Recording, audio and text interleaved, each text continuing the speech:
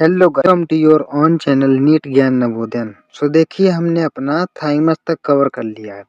अभी हम लोग आगे पढ़ने वाले हैं। तो क्या है यहाँ पे पहले हमारा देखिए दिया हुआ है एड्रीनल ग्लैंड। देखिए आप ऑलरेडी बहुत सारा से मतलब कि मैटर अपना पढ़ा हुआ है जो आप लोग देख सकते हैं। 7000 प्लस क्वेश्चन सीरीज पढ़ी हुई है। 12th का भी बहुत सारा मैटर पढ़ा हुआ है ना। देखो यहाँ पे क्या है, हम पढ़ लेते हैं पहले ग्लैंड्स के बारे में जो हमारी आगे दी हुई है ना। तो हम पहले नंबर पे आती है एड्रीनल ग्लैंड। तो देखो एड्रीनल ग्लैंड हमारी क्या है कि हमारी किडनी के इंटीरियर पार्ट में पाई जाती है। देखो यहाँ पे ये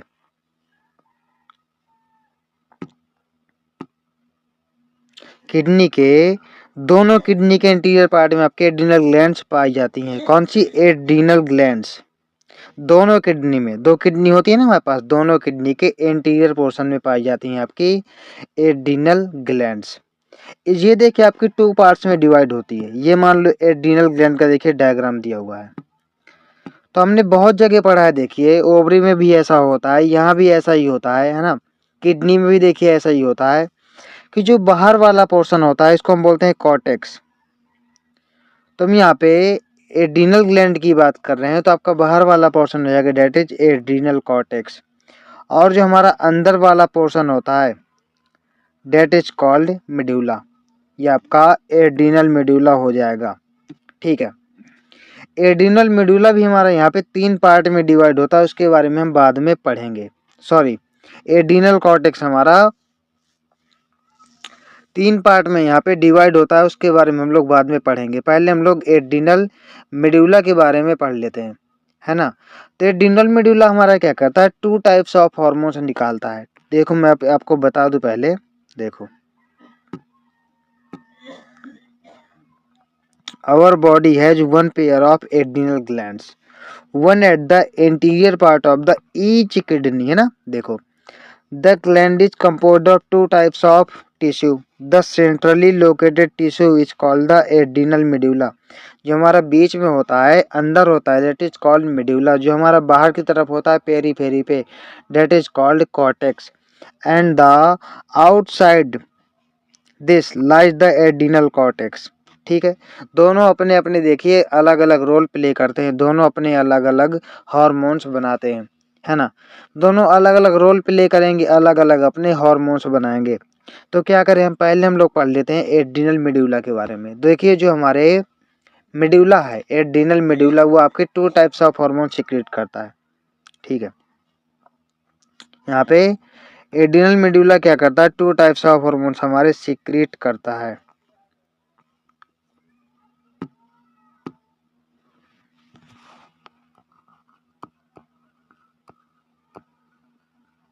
एड्रीनल मेडुला कितने 2 टाइप्स के हार्मोन, कौन कौन से? आपके 2 टाइप के हार्मोन हो जाते हैं। देखिए आपने पढ़ा होगा क्या, एड्रीनलाइन आपने पढ़ा होगा, आपने पढ़ा होगा एड्रीनलाइन। तो देखिए जो एड्रीनलाइन होता है, ठीक है, मैं लिख देता हूँ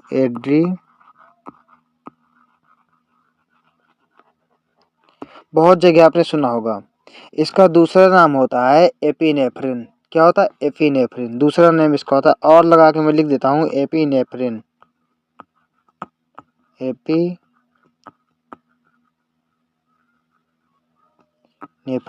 ठीक है। वहीं देखूं अगर मैं दूसरा, तो दूसरा हमारा हो जाता है नॉर एड्रीनलाइन। क्या हो जाता है? Nor adrenaline. Nor adrenaline. और अगर इसका दूसरा नाम देखूं मैं, तो नॉर एपिनेफ्रिन हो जाए। क्या हो जाएगा? Nor epinephrine.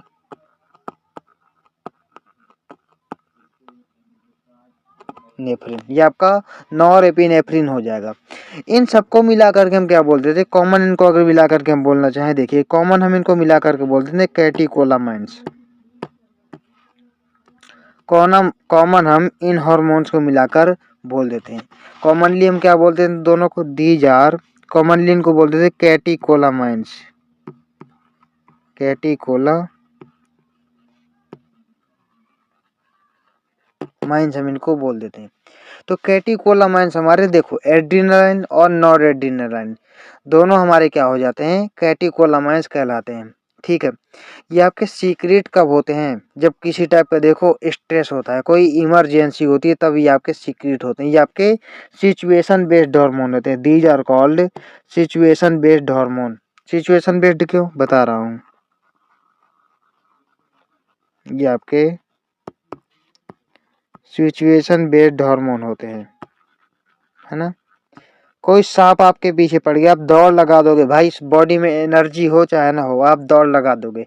कोई कुत्ता आपको भौंकने लगे, ठीक है, पीछे पड़े हैं आपके, तो आप भी दौड़ लगा दोगे, फिर चाहे एक भी एनर्जी आपकी बॉडी में ना बच गई तो क्या होगा?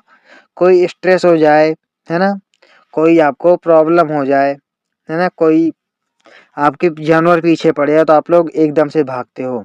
Date is called emergency hormones. इसीलिए इनको हम इमरजेंसी हार्मोन बोलते हैं, फाइट और फ्लाइट हार्मोन बोलते हैं। ठीक है, किसी से लड़ाई हो जाए, आपके अंदर मतलब एकदम से एनर्जी आ जाएगी बहुत ज़्यादा, है ना, तो आपके फाइट और फ्लाइट हार्मोन, किसी कोई आप मतलब कि डर के भाग रहे हो किसी चीज़ से, तो आपके फाइट और फ्लाइट हार्मोन्स कहलाते हैं। इनको हम इमरजेंसी हार्मोन्स भी बोलते हैं। क्या बोलते हैं? इनको हम इमरजेंसी हार्मोन्स भी बोलते हैं। ये आपके इमरजेंसी हार्मोन्स भी कहलाते हैं, इमरजेंसी हार्मोन्स। तो क्या होगा, जब हमारे बॉडी में क्या होगा, फाइट फ्लाइट होगा, कोई कोई ऐसी प्रॉब्लम होगी, तो क्या होगा, हमें बहुत पसीना आने लग जाएगा, हमारे रोंगटे खड़े हो जाएंगे, है ना, अलर्टनेस बढ़ जाएगी, और प्यूपिलरी डायलेशन हो जाए, हमारी आंखें मतलब कि बिल्कुल बड़ी बड़ी हो जाएंगी। हमें जो है ऐसा मतलब कोई सिचुएशन हमारे सामने अगर आ जाए, तो क्या होता है, इससे बहुत ज़्यादा आपकी बॉडी में एनर्जी बढ़ने लगती है। तो एनर्जी आपकी आती कहाँ से? यहाँ पे हार्ट कॉन्ट्रैक्शन हमारे बढ़ जाते हैं, हार्ट रेट बढ़ जाता है। तो यहाँ पे कैटेकोलामाइंस हमारे क्या करते हैं, ब्रेक डाउन करते हैं कुछ चीज़ों का। क्या करते हैं? ये आपके ब्रेक डाउन करते हैं, किसका? बहुत सारी चीज़ों का आपके ब्रेक डाउन करते हैं। ब्रेक डाउन क्यों करते हैं? क्योंकि ग्लूकोज की कंसंट्रेशन हमको ब्लड में बढ़ानी है। क्यों? ग्लूकोज कंसंट्रेशन बढ़ानी है, कहाँ पे? ब्लड में। तो ये क्या करेंगे, ब्रेक डाउन करते हैं। तो ब्रेक डाउन किन चीज़ों को करते हैं? ये आपके ब्रेक डाउन करते हैं ग्लाइकोजन का, ग्लाइकोजन का ब्रेक डाउन करते हैं। ठीक है, मैं लिख देता हूँ यहाँ पे,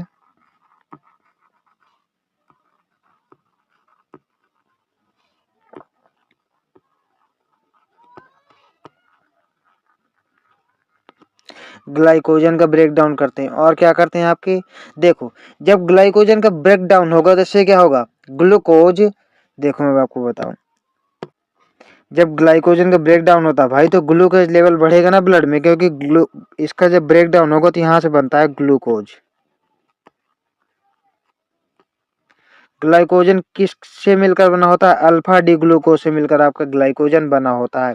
ठीक है, तो ग्लाइकोजन हमारा क्या होगा, ग्लूकोज निकलेगा जब इसको हाइड्रोलिसिस होगा, जब ग्लाइकोजन ब्रेक डाउन होगा तो हमारा क्या बढ़ेगा, हमारा ग्लूकोज। तो ग्लूकोज हमारा किससे में बढ़ेगा, हमारा ब्लड में ग्लूकोज लेवल बढ़ जाएगा।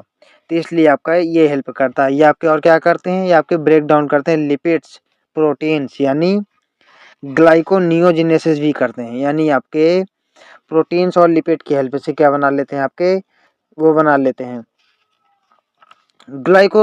देखो मैं आपको बताऊं, ग्लाइकोनियोजेनेसिस जो होता है, यहाँ पे हम ग्लाइकोजन से हमारा ग्लूकोज, तो मैंने बताया आपको क्या होता है, ये ग्लाइकोजेनोलिसिस होता है।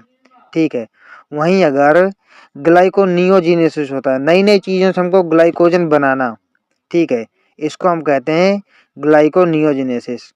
ठीक है, तो यहाँ पे हमारा क्या करेगा, देखो, तो ये आपका क्या करता है, फैट, ये सॉरी मतलब कि लिपिड्स और प्रोटीन्स को भी आपका तोड़ देता है। किसका ब्रेक डाउन कर देता है? और break down of lipids and proteins, ये आपके लिपिड्स और प्रोटीन्स का ब्रेक डाउन भी करता है। ठीक है, ब्रेक डाउन करता है, प्रोटीन्स और लिपिड्स का ब्रेक डाउन करता है। इसको हम बोल सकते हैं, देखिए, देखो मैं आपको बता देता हूँ एनसीईआरटी से, ये आपको बाद में पढ़ाऊंगा मैं, एडिशन डिजीज। ठीक है, एडिशन डिजीज में आपको बाद में पढ़ाऊंगा।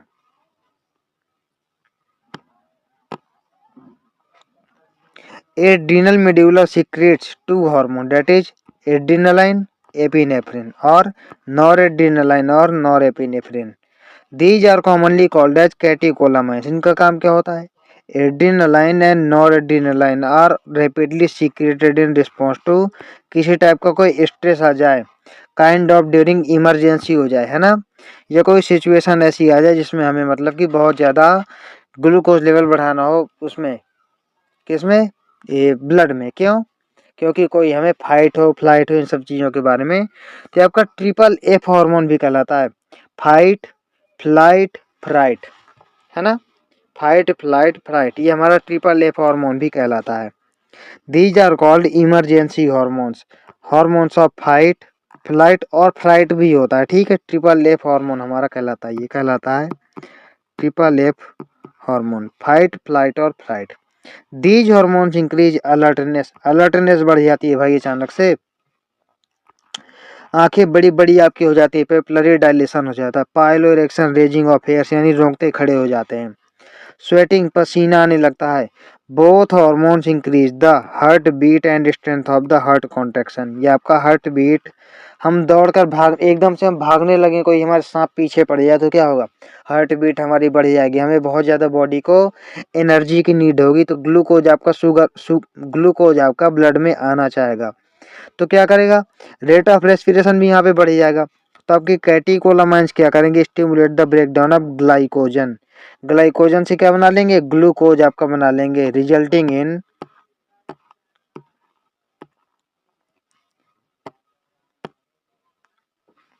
N increase concentration of glucose in the blood, ये आपका ग्लूकोज लेवल बढ़ा देंगे ब्लड में। In addition they also stimulate the break down of lipids and proteins, proteins और लिपिड्स का ब्रेक डाउन करके भी ग्लूकोज आपका बना लेंगे। क्या करेंगे? प्रोटीन्स और लिपिड्स का भी ब्रेक डाउन कर लेंगे, है ना, तो ये आपका हो जाएगा, ये आपका ग्लूकोजेनोलिसिस। आप इस देखो, ये मत बोलो, ठीक है, सीधे आप देखो कि आपका लिपिड्स और प्रोटीन से भी आपका क्या होगा? ब्रेक डाउन हो जाएगा। अब देखो हम पढ़ेंगे एड्रीनल कॉर्टेक्स के बारे में। देखो, तो मैं आपको यहाँ पे अब बता देता हूँ इसके बारे में भी। देखो, हम यहाँ पे क्या प्रोटीन्स और लिपिड्स का ब्रेकडाउन हम लोग कर लेते हैं, ये मैंने आपको बता दिया। तो इनसे भी क्या होगा? इसको हम ग्लूकोनियोजेनेसिस बोल सकते हैं, यानी नई नई चीज़ों से आपका ग्लूकोज बनना, ग्लूकोनियोजेनेसिस, ग्लूकोज बनेगा इन चीज़ों से, है ना, ये मैंने आपको पहले ही बता दिया है। अब देखो आपको बताऊँ मैं, अब पढ़ लेते हैं हम एड्रीनल, कहाँ गया ये, एड्रीनल कॉर्टेक्स के बारे में हम पढ़ लेते हैं।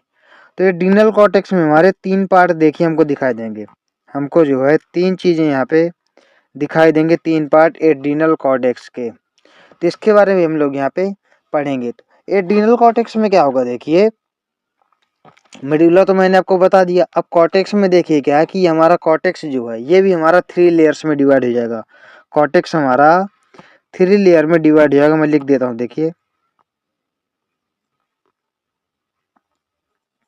अच्छा, मैं ऐसे कर लेता हूँ पूरा, है ना। जो कॉर्टेक्स है हमारा एड्रीनल कॉर्टेक्स, ये आपका 3 लेयर्स में डिवाइड हो जाएगा। कितनी? 3 लेयर्स में हमारा डिवाइड हो जाता है। तो इन लेयर्स को हम लोग क्या क्या बोल सकते हैं, मैं आपको देखिए बता रहा हूँ, लाइन से देखिए, आप लोग सुन लो। पहले हम लिख देंगे, देखिए, GFR, GFR, क्यों? ये आपका हो जाएगा जोना ग्लोमरुसा, क्या हो जाएगा? जोना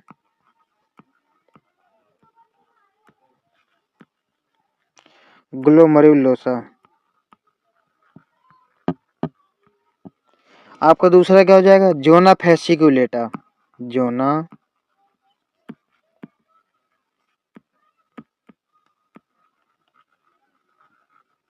GFR मैंने इसलिए लिखा है क्योंकि हमने पढ़ा है ना ग्लोमेरुलर फिल्ट्रेशन रेट, तो इसे आपकी याद करने की ट्रिक है। इसमें 3 लेयर जो पाई जाती हैं, जोना फैसिकुलेटा, जोना ग्लोमेरुलोसा, आपका और कौन बचा? जोना रेटिकुलरिस, हमारा zona reticularis, zona reticularis, reticularis. अब ये 3 लेयर जो है आपकी, तो इसमें एक इम्पोर्टेंट चीज याद रखना कि आपके आउटर से इनर हैं। कैसी हैं ये? आउटर से inner.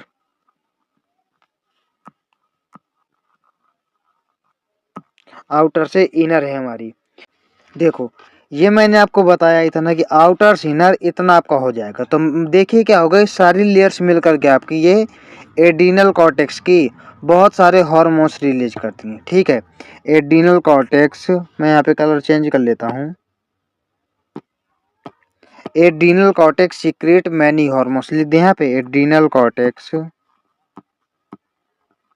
Adrenal cortex secrete many hormones. कैसे? Many hormones.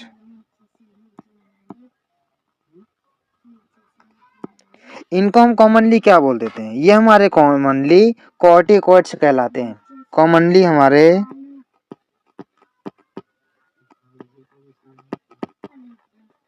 कॉर्टिकॉइड्स कहलाते हैं कॉमनली हमारे। जैसे आपका देखिए बताऊं तो यहाँ पे हम देखें तो हमारा ग्लोमेरुलस में कौन सा हो जाएगा?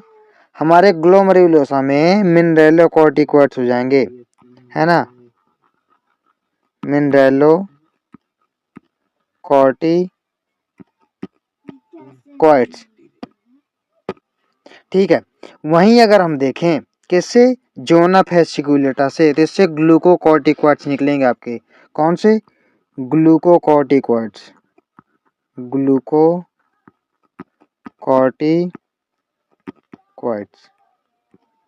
ठीक है, ग्लूकोकॉर्टिकॉइड्स आपके निकलेंगे कहाँ से? जोना फेसिकुलेटा से। जोना रेटिकुलर से अगर देखें तो यहाँ से आपके सेक्स कॉर्टिकॉइड्स निकलेंगे। हमारे सेक्स हार्मोन्स निकलते हैं। क्या? Sex steroids. मैं लिख देता हूँ, देखिए सेक्स स्टेरॉइड्स। ठीक है, ये आपका देखिए मैंने बताया कि कॉमनली हम कॉर्टिकॉइड्स बोल देते हैं। यहाँ से निकलने वाले आपके कौन कौन से हो सकते हैं? मिनरेलोकॉर्टिकॉइड्स हो सकते हैं, ग्लूकोकॉर्टिकॉइड्स हो सकते हैं और आपके सेक्स कॉर्टिकॉइड्स हो सकते हैं। ठीक है, वहीं अगर हम मिनरेलोकॉर्टिकॉइड में देखें, किसमें? कौन सा कलर लूँ? ये ले लेता हूँ, ये। तो मिनरेलोकॉर्टिकॉइड में हमारा मेन मिनरेलोकॉर्टिकॉइड कौन सा हो जाएगा जो हमारी बहुत सारे काम करेगा? कौन कौन से करेगा मैं आपको अभी बताऊंगा। हमारा एल्डोस्टेरॉन हो जाए। कौन सा? एल्डोस्टेरॉन।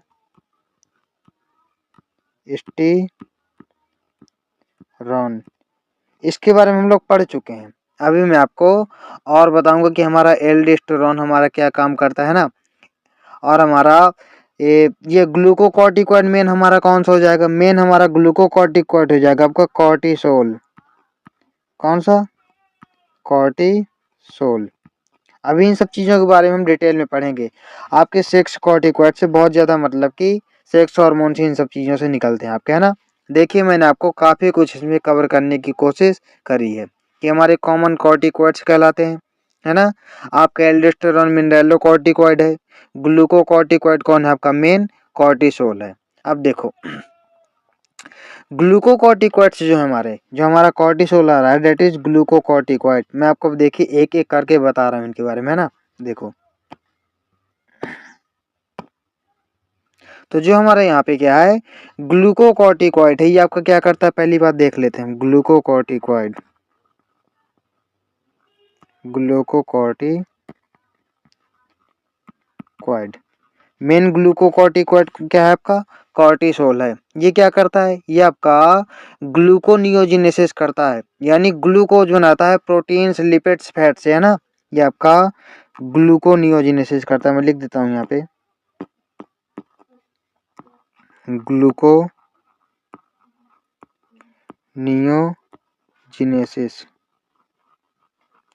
यानी लिपिड्स प्रोटीन फैट से मिलकर के क्या बनाता है? ग्लूकोज बनाता है। तो ये ग्लूकोनियोजिनेसिस करता है, लिपोलिसिस करवाता है ना। ये आपका लिपोलिसिस करवाता है और क्या करवाता है? प्रोटियोलिसिस करवाता है। आपका इनहिबिट करता है सेलुलर अपटेक, यानी अमीनो एसिड का यूटिलाइजेशन इनहिबिट करता है।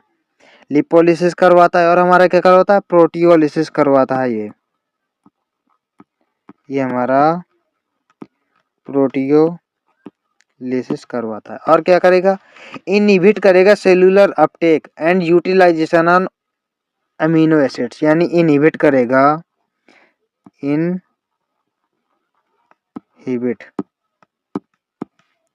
सेल्यूलर अपटेक, ये सेल्यूलर अपटेक को इनहिबिट करेगा। और किस चीज का, ये हमारा और अमीनो एसिड का यूटिलाइजेशन भी इनहिबिट करेगा। Inhibit cellular uptake and utilization of amino acids, utilization of amino acids, है ना। अमीनो एसिड का यूटिलाइजेशन भी क्या करेगा, इनहिबिट करेगा। ये आपका क्या हो गया, ग्लूकोकॉर्टिकॉइड। मैंने जो कॉर्टिसोल के बारे में आपको बताया कि मेन हमारा क्या होता है, ग्लूकोकॉर्टिकॉइड होता है। तो कॉर्टिसोल हमारा क्या करता है, ये आपका कार्डियोवैस्कुलर सिस्टम को क्या करता है और किडनी को, इनके फंक्शन को भी, इनमें फंक्शन में भी इन्वॉल्व रहता है, मेंटेन करके रखता है। किसके, कार्डियोवैस्कुलर फंक्शंस और किडनी के। ठीक है, तो कॉर्टिसोल हमारा जो मेनली हमारा और क्या काम करता है, ये आपका एंटी इन्फ्लेमेटरी रिएक्शंस शो करता है। ठीक है, ये आपका प्रोड्यूस करता है एंटी इन्फ्लेमेटरी रिएक्शंस। मैं आपका लिख देता हूँ यहाँ पे, हम पढ़ लेते हैं कॉर्टिसोल के बारे में। किसके, कॉर्टिसोल जो आपका एक ग्लूकोकॉर्टिकॉइड है। ये क्या करता है, ये मेंटेन करता है कार्डियोवैस्कुलर सिस्टम को। किसको, यानी हार्ट को, कार्डियोवैस्कुलर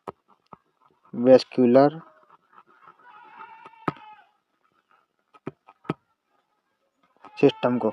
और किसको, और हमारे किडनी को, और किडनी को, इसको भी ये मेंटेन करके रखता है। और क्या करता है हमारे ये हमारा एंटी इन्फ्लेमेटरी रिएक्शंस करवाता है। ये आपका anti inflammatory reactions, anti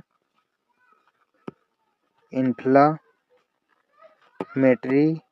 reactions, जहाँ पे इन्फ्लेमेशन हो जाए वहां पे क्या करेगा, एंटी इन्फ्लेमेटरी रिएक्शंस करवा के क्या करेगा, मतलब कि इन्फ्लेमेशन को रोक देगा। और क्या करेगा, इम्यून रिस्पांस को भी सप्रेस कर देगा। सप्रेस इम्यून रिस्पांस, सप्रेस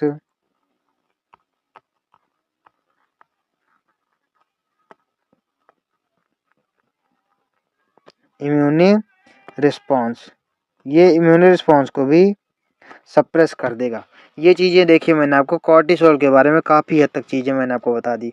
और कॉर्टिसोल के बारे में आपको अगर कुछ बताना चाहूँ तो ये आपका आरबीसी प्रोडक्शन भी करवाता है। क्या करवाता है ये आरबीसी प्रोडक्शन भी करवाता है।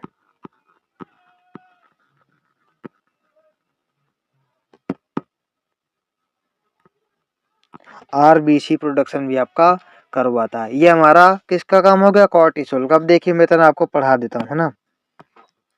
देखो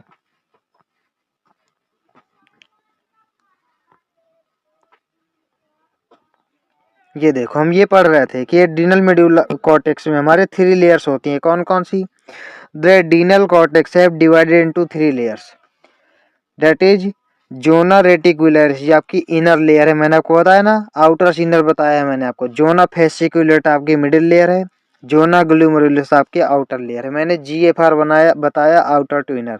यहाँ से बहुत सारे हार्मोन्स निकलते हैं, these are called corticoids. The adrenal cortex secrete many hormones commonly called as corticoids, ये आपके कॉर्टिकॉइड्स कहलाते हैं।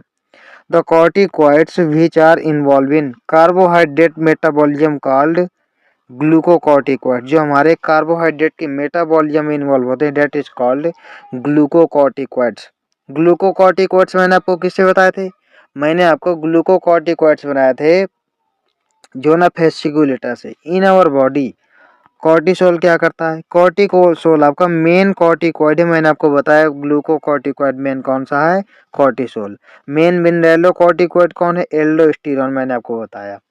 Corticoids which regulate the balance of water and electrolyte in our body called mineralocorticoids, जो आपके हमारे मतलब कि बॉडी में वाटर और इलेक्ट्रोलाइट का बैलेंस बना के रखते हैं, इसीलिए इनका नाम पड़ा है मिनरेलोकॉर्टिकॉइड, क्योंकि हमारे मिनरल्स इन्वॉल्व होते हैं ना यहाँ पे। और मेन मिनरेलोकॉर्टिकॉइड हमारा क्या है, एल्डोस्टेरॉन हमारा मेन मिनरेलोकॉर्टिकॉइड है हमारा ना।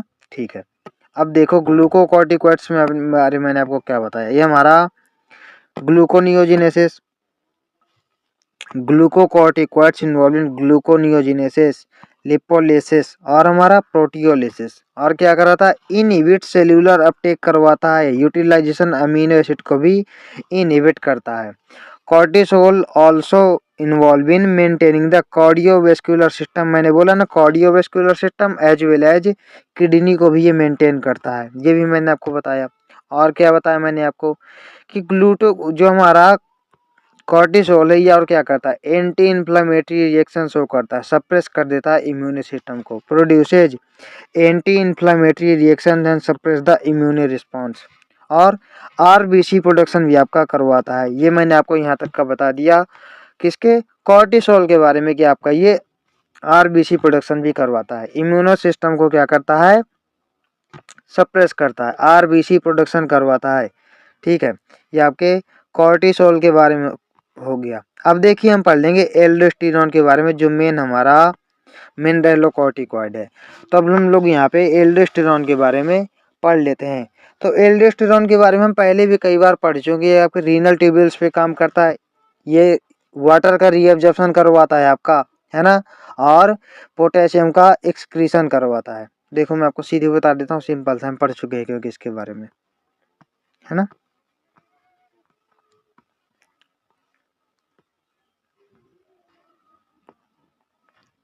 देखो कहाँ गया, aldosterone acts mainly at the renal tubules and stimulate the reabsorption of sodium and water and excretion of potassium and phosphate ions। Potassium ions और फॉस्फेट आयन का क्या करवाता है, एक्सक्रीशन करवाता है ना। और रीअब्जॉर्प्शन किसका, वाटर और सोडियम आयंस का करवाता है। Aldosterone help in the maintenance of electrolytes, इसीलिए तो ये मिनरलोकॉर्टिकॉइड है ना।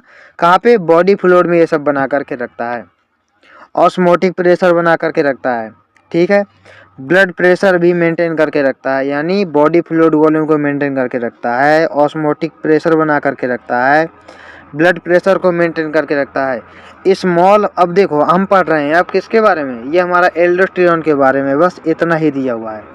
अब हम लोग पढ़ रहे हैं रेटिकुलरिस, जो हमारे सेक्स कॉर्टिकॉइड से निकल रहे थे, सेक्स स्टीरॉइड। तो इनका काम क्या होता है, small amount of androgenic steroids, ये आपके स्मॉल अमाउंट में बनते हैं, are also secreted by the adrenal cortex, ये एड्रीनल कॉर्टेक्स ये भी सीक्रेट किए जाते हैं।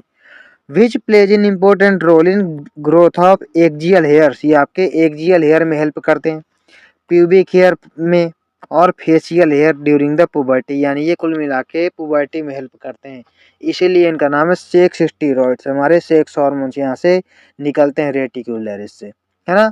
आई होप आपके पूरा देखिए समझ में आ गया होगा। अब देखो हम बहुत इंपॉर्टेंट चीज पढ़ने वाले हैं यहाँ पे, पैंक्रियास। तो पहले मैं आपको कुछ चीज यहाँ पे बता देता हूँ कि देखिए मैंने आपको बोला था पैंक्रियास हमारा एक हेटेरोक्राइन ग्लैंड है, कैसा है,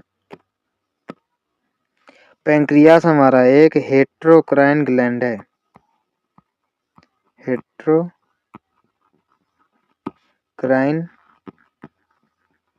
ग्लैंड है। पैंक्रियास हमारा एक हेटेरोक्राइन ग्लैंड है, यानी यहाँ पे आपका एक्सोक्राइन पार्ट भी होगा, इंडोक्राइन पार्ट भी होगा। आज हम लोग इंडोक्राइन पार्ट पढ़ने वाले हैं।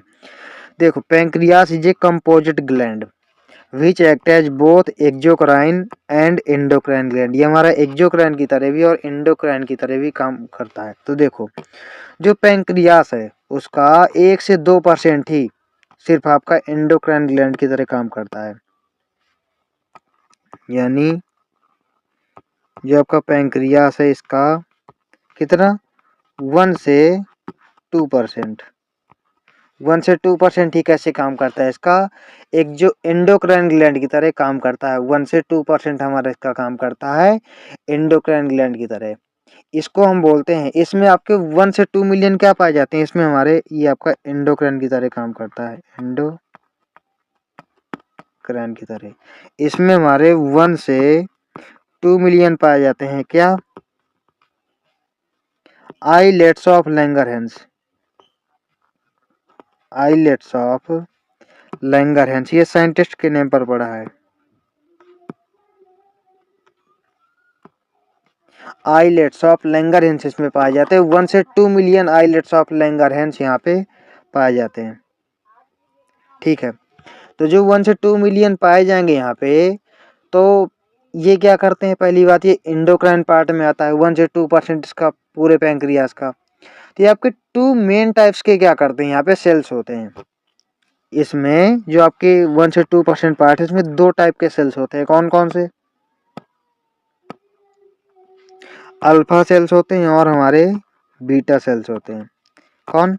अल्फा सेल्स होते हैं और बीटा सेल्स होते हैं। तो अल्फा सेल आपके क्या करते हैं, ग्लूकागॉन सीक्रेट करते हैं। अल्फा सेल हमारे ग्लूकागॉन सीक्रेट करते हैं। क्या करते हैं? ग्लूकागॉन। और ये हमारे इंसुलिन, ठीक है। इनके बारे में अगर बताऊं मैं, तो देखिए इंसुलिन क्या करता है, ग्लूकोज लेवल ब्लड में कम करता है, ठीक है। ग्लूकागॉन क्या करता है, इंसुलिन क्या करता है, ग्लूकोज आपका कम करता है। और ग्लूकागॉन क्या करता है, ये आपका इंसुलिन बढ़ाता है, ये आपका इंसुलिन को इंक्रीज करता है। ये इंसुलिन को, सॉरी इंसुलिन बोल रहा हूँ, ग्लूकोज लेवल को, है ना। ग्लूकोज लेवल को क्या करता है, ये बढ़ाता है। ये ग्लूकोज लेवल को क्या करता है, कम करता है। मेनली हम ब्लड की बात कर रहे हैं।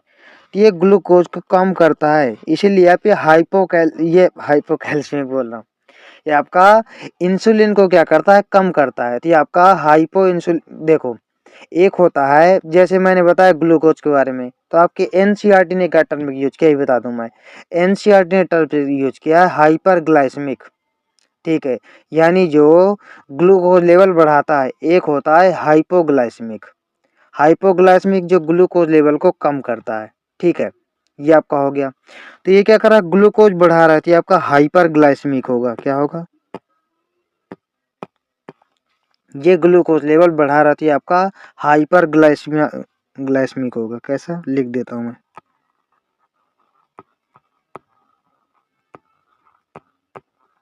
हाइपर ग्लाइसेमिक हमारा ये हो जाएगा हाइपर ग्लाइसेमिक। ये आपका हाइपर ग्लाइसेमिया करवा देगा, ये आपका हाइपोग्लाइसेमिया करवाएगा। क्या करवाएगा, हाइपो।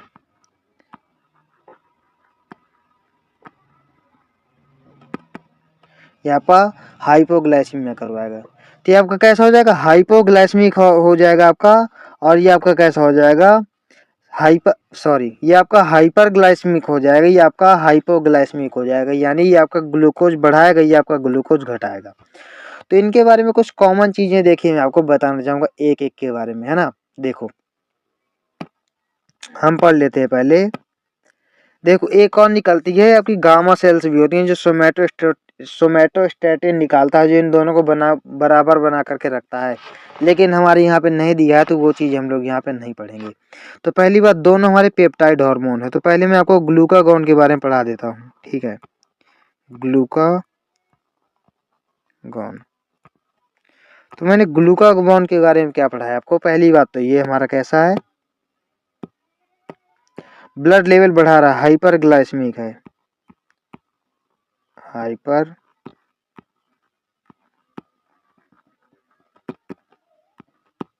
ये आपका हाइपर ग्लाइसेमिक है। तो ये जो हाइपर ग्लाइसेमिक है हमारा, तो क्या करेगा, ग्लूकोज लेवल को बढ़ाएगा, ग्लूकोज लेवल को। तो देखिए जब ग्लूकोज लेवल को यहाँ पे क्या करना है, बढ़ाना है, तो हम क्या करेंगे, यहाँ पे ग्लूकोज को बढ़ाना है, तो क्या करेगा, तो जो ग्लाइकोज होना उसको तोड़ देगा। ये आपका ग्लाइकोजिनोलिसिस करवाएगा। क्या करवाएगा, ग्लाइकोजिनोलिसिस, ग्लाइकोजिनोलिसिस।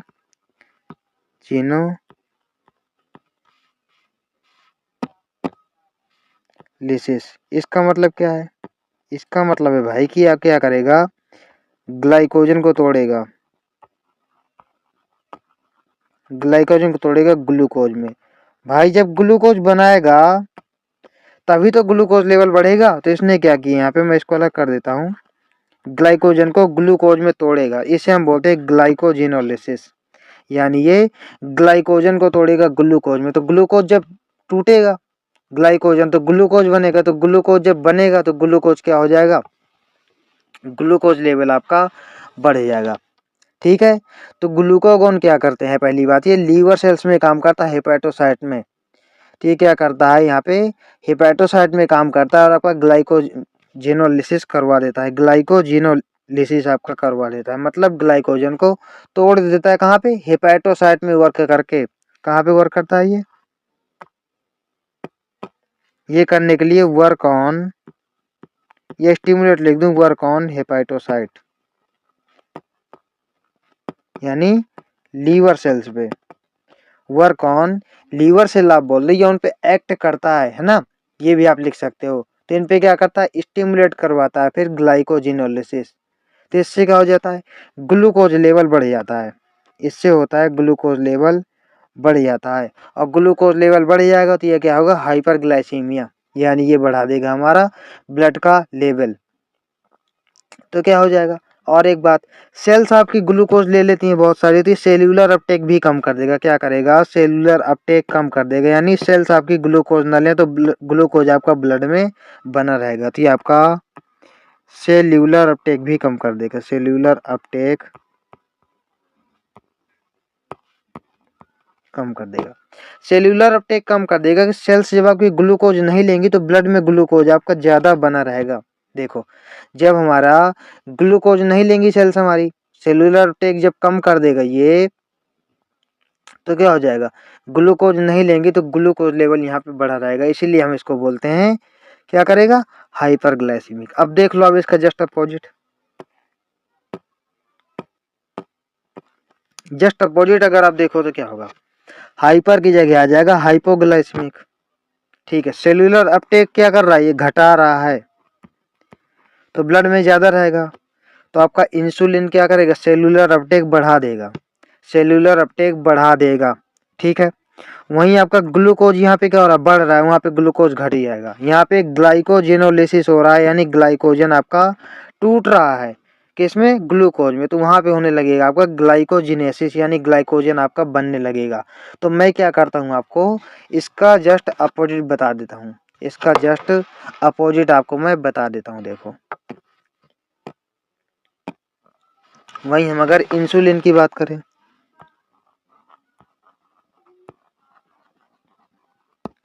तो इंसुलिन कैसा होता है, हाइपोग्लाइसेमिक होता है। कैसा होता है, हाइपो,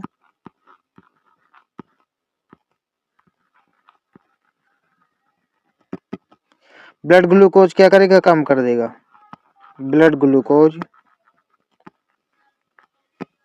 कम कर देगा, सेल्यूलर अपटेक बढ़ा देगा, क्योंकि सेल्स हमारी ज्यादा ग्लूकोज ले जाए, सेल्यूलर अपटेक क्या करेगा,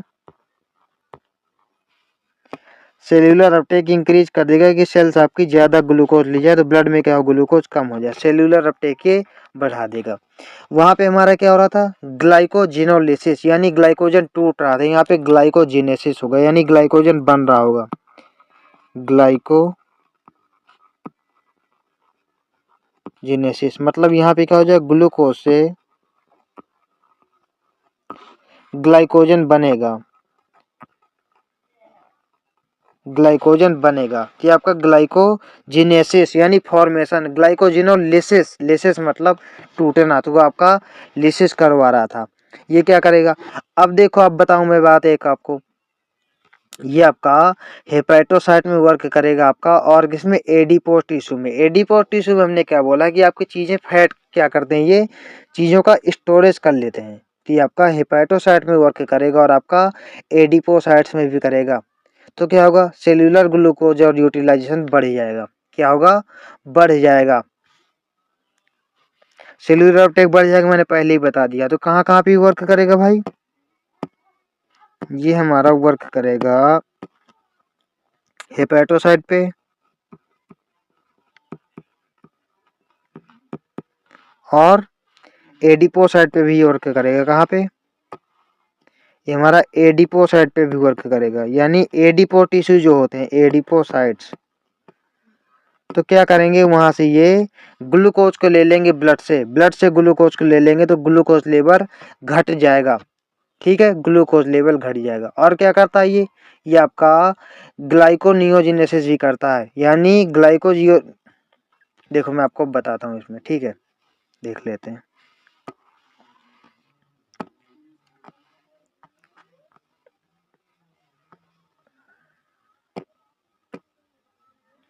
pancreas is a composite gland, ये हम पढ़ चुके हैं, यहाँ तक है।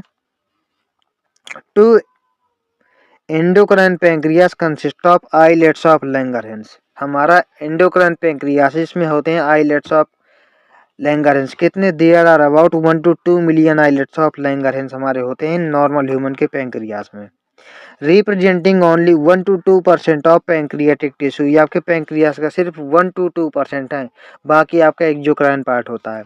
The main type of cells present in islets of Langerhans that is alpha cells and beta cells. Alpha cells क्या करती हैं? ग्लूकागॉन बनाती हैं, और आपके बीटा सेल्स क्या करती हैं? इंसुलिन बनाती हैं। ग्लूकागॉन कैसा है? ग्लूकागॉन आपका हाइपर कैल्सिमिक है। देखो, ग्लूकागॉन इज पेप्टाइड हार्मोन, वो भी पेप्टाइड होता है insulin. Plays an important role in the maintaining the normal blood glucose level, ये आपके ग्लूकोज लेवल को क्या करता है? बढ़ा करके रखता है। Glucagon acts mainly on liver cells hepatocyte, यहाँ पे क्या कर रहा था? ग्लाइकोजेनोलिसिस, ग्लाइकोजन को तोड़ के ग्लूकोज बनाएगा, तो ग्लूकोज बनाएगा तो ग्लूकोज लेवल हमारा बढ़ जाएगा, resulting in the increased blood sugar, यहाँ से ग्लूकोज बढ़ जाएगा ब्लड में, तो ब्लड शुगर बढ़ जाएगा, डेट इज कॉल्ड हाइपरग्लाइसीमिया, है ना। इन एडिशन दिस हार्मोन क्या करेगा? Stimulate the process of gluconeogenesis, यानी आपका प्रोटीन्स, लिपिड्स, इन सब चीजों से भी क्या करेगा? ग्लूकोज बना लेगा। ग्लूकोनियोजेनेसिस मतलब नई नई चीजों से ग्लूकोज बनाना। तो ये आपके फैट्स और प्रोटीन से क्या करेगा? फैट्स, प्रोटीन्स, लिपिड्स, इनसे क्या करेगा? आपको मैं लिख देता हूँ, ग्लूकोनियो यानी नई नई चीजों से ग्लूकोज बनाना, लिख देता हूँ मैं।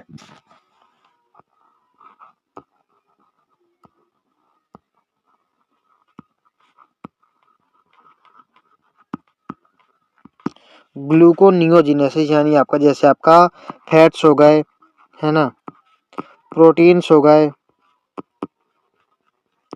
इन सब चीजों से क्या करेगा? ग्लूकोज बना लेगा। ये आपका इन सब चीजों से ग्लूकोज बना लेगा, तो ग्लूकोज लेवल आपका ब्लड में क्या होगा? बढ़ जाएगा। तो इसे हम कहते हैं ग्लूकोनियोजेनेसिस, नई नई चीजों से आपका ग्लूकोज बनाना, है ना, ये आपका ग्लूकोनियोजेनेसिस कहलाता है। सेल्यूलर अपटेक घटा देता है ये, है ना। ग्लूकोनियोजेनेसिस आपको समझ में आ गया। Which also contribute the hyperglycaemia, क्यों? ग्लूकोज बढ़ गया। Glucose reduces the cellular glucose, यानी सेल्स आपके ग्लूकोज कम लेंगी ब्लड में, ज्यादा रहेंगी। ग्लूकोज अपटेक एंड यूटिलाइजेशन, दस ग्लूकागॉन इज हाइपरग्लाइसेमिक हार्मोन, आपका ग्लूकागॉन कैसा है? हाइपरग्लाइसेमिक हार्मोन है। अब इसका जस्ट अपोजिट हम इंसुलिन के लिए कर लेते हैं। Insulin is a peptide hormone, ये भी आपका एक पेप्टाइड हार्मोन है। विच प्लेज एन इम्पोर्टेंट यानी major role in the regulation of glucose homeostasis, यानी ग्लूकोज को ब्लड से निकाल के फेंकता है। क्या करता है? ब्लड में जो ग्लूकोज लेवल है उसको कम करता है। इसीलिए आपने सुना होगा कि जो जिनको डायबिटीज होता है उनमें आपको इंसुलिन थेरेपी आपने पढ़ी होगी। क्या पढ़ी होगी? Insulin therapy.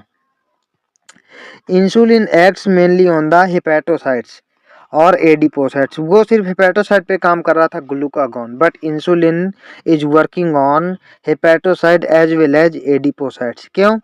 क्योंकि एडिपो टिश्यू जो होते हैं ये आपके ग्लूकोज लेवल खींच लेंगे कहाँ से? ब्लड से, और ये अपने अंदर स्टोर करके रख लेंगे।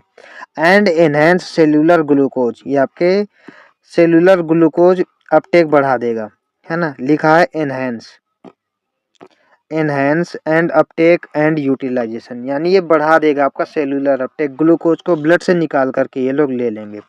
As a result there is a rapid movement of glucose from the blood to the hepatocytes and adipocytes, जो मैंने आपको बताया कि हमारा ये हेपेटोसाइट्स और एडिपोसाइट्स में चला जाएगा, resulting in the decreased blood glucose level that is hypoglycaemia. ठीक है।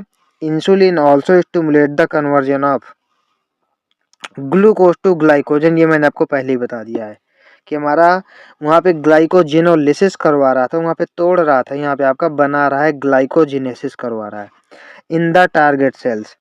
The glucose homeostasis in blood is maintained jointly to the insulin और ग्लूकागोन, यानी आपके ब्लड में ग्लूकोज का लेवल कोई कम करता है कोई ज़्यादा करता है, तो ये मेंटेन करके रखते हैं। कौन कौन? ग्लूकोज और इंसुलिन दोनों मिलकर, सॉरी ग्लूकागोन और इंसुलिन दोनों मिलकर के आपका मेंटेन करके रखते हैं। अब देखो यहाँ पे क्या है, अगर prolonged hyperglycaemia lead to complex disorder call diabetic mellitus, यानी अगर ज़्यादा समय तक आपका, ठीक है, हाइपरग्लाइसीमिया हो यानी ब्लड शुगर लेवल बढ़ा रहा है, तो यहाँ से आपका डायबिटीज मेलाइटस होने के चांसेस आपके हो जाते हैं। एक बताया था मैंने आपको डायबिटीज इंसिपिडस पीछे, है ना, यहाँ मिला diabetes mellitus which is associated with the loss of, क्यों यहाँ पे यूरिन में आपका लॉस, सॉरी यूरिन में हमारा ग्लूकोज आने लगता है, associated with the loss of glucose through the urine and formation of harmful compounds known as the ketone body. यहाँ पे आपके यूरिन में ग्लूकोज आने लगता है और बहुत सारी चीजें देखिए आने लगती हैं, हमारा कीटोन बॉडीज वगैरह बनने लग जाते हैं। Diabetic patients are successfully treated with the insulin therapy. ये हमारा क्या है, डायबिटिक पेशेंट्स आपके इंसुलिन थेरेपी से मतलब ट्रीटमेंट किया जा सकता है, क्योंकि जब बहुत ज़्यादा ग्लूकोज बढ़ जाता है that is called diabetic mellitus.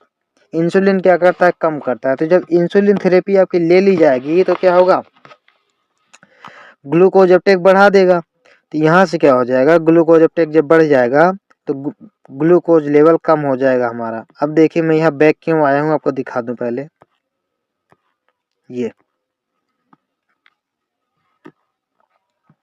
तब हमने पढ़ा नहीं था, छोड़ दिया था मैंने।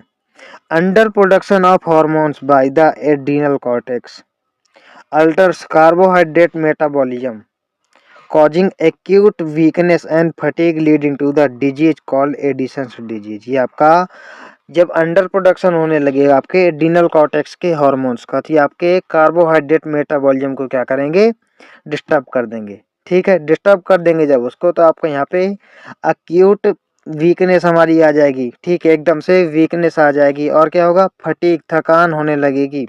इस डिजीज को हम बोलते हैं एडिसन्स डिजीज। वहाँ पे मैंने इसलिए नहीं बताया था क्योंकि हमने एडिनल कॉर्टेक्स के हार्मोन्स नहीं पढ़े थे।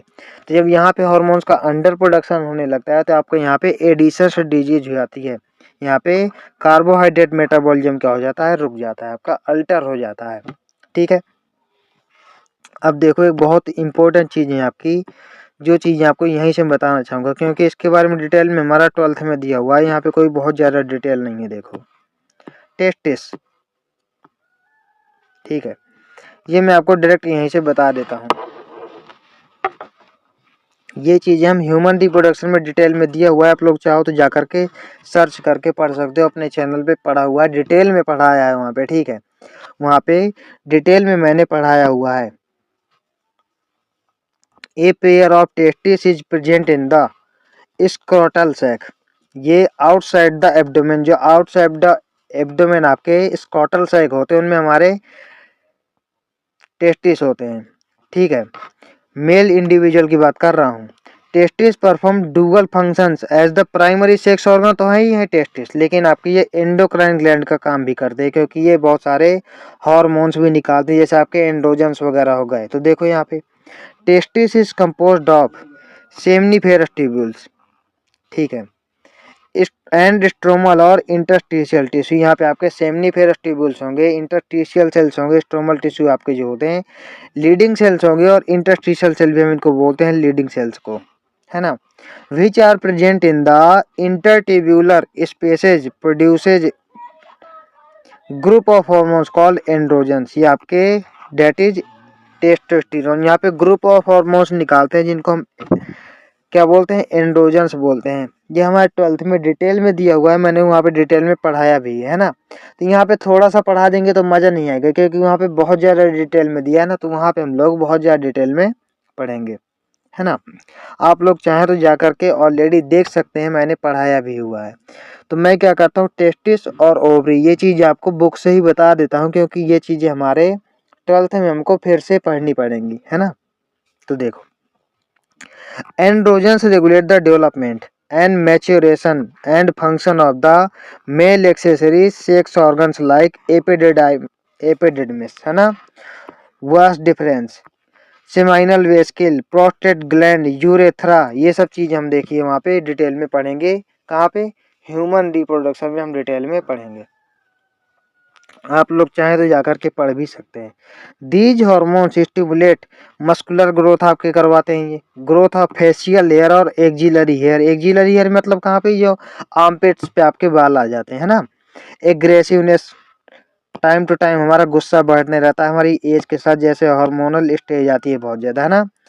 लो पिच ऑफ वॉइस होने लगती है, आवाज आपकी भारी होने लगती है। Androgens play major stimulatory role in the process of spermatogenesis. जब आपके हार्मोन्स बनते हैं बहुत ज्यादा तो हमारे अंदर स्पर्मेटोजेनेसिस होने लगता है, स्पर्म का फॉर्मेशन होने लगता है ड्यूरिंग पुबर्टी, है ना, जब पुबर्टी आ जाती है हमारे। Androgens act on the central neural system and influence the male sexual behaviour, जिसको हम लेवाइडो भी बोलते हैं, मेल सेक्सुअल बिहेवियर भी। एज द पुबर्टी, जब आपके एंड्रोजन्स निकलने स्टार्ट हो जाते हैं, सेक्स हार्मोन्स निकलने स्टार्ट हो जाते हैं, तो फिर ये सब चीजें देखने के लिए मिलती हैं। दीज हार्मोन्स प्रोड्यूस एनाबॉलिक, यानी सिंथेसिस, एनाबॉलिज्म, कैटाबॉलिज्म, मैंने प्लांट फिजियोलॉजी में आपको बताया है।